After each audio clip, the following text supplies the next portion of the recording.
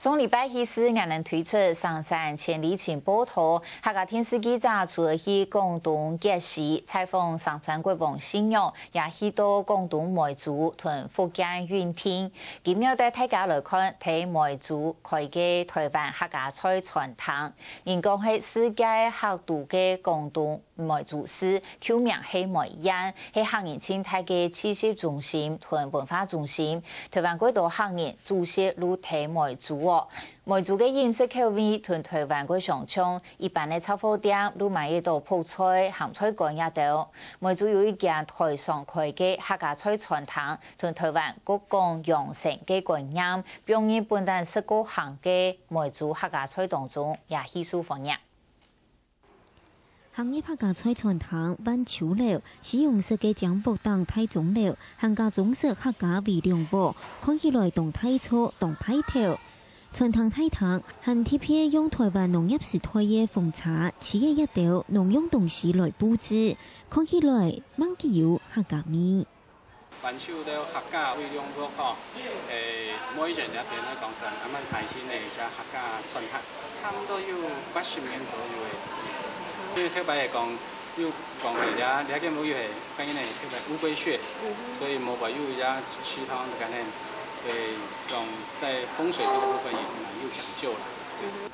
傳統調家中部分老帶嘅梅州嘅新竹客家人，梅州市土廣東省東北部，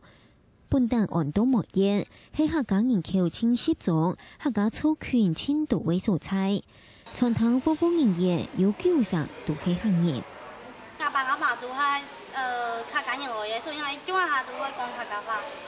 我喺家鄉都係講客家話來嘅，基本上一早講普通話之類嘅。我講嘢冇記住就下來作為他有一般人嘅就開始講普通話嘅。我邊人也好多，一邊人也有，相對嚟講，每邊落嚟有嘅嗬，因為客家文化嘅關啊，別客人講普通話，都相對係講普通話，講客家話就講客家話。